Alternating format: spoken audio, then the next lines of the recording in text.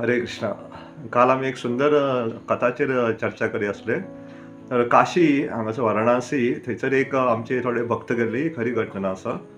तर हे भक्त दिसभर प्रचार करून ते सांजचे जेन्ना येयले आपल्या रुमांचेर न्हिदपा खातीर येयले, तर तेंचे कडेन प्रसाद घेवपा खातीर कांय उपयुक्त सुविधा नाशिल्ली.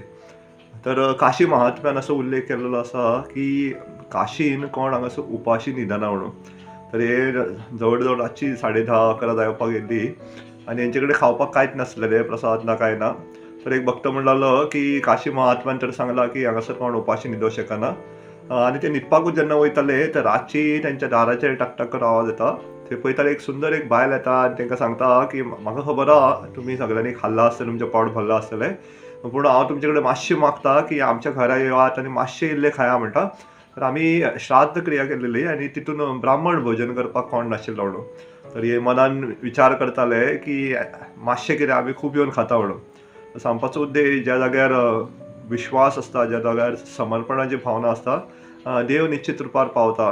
तर स्वता अन्नपूर्णा देवी थंय प्रकट जावन तेंकां स्वता थंयच्या प्रसादा खातीर आफोवन व्हरता आनी तेंच्या मनान एक संदेह येयल्लो, की उपाशी न्हिदचें पडटलें काय ना, तेंकां उपाशी न्हिदूंक दिना.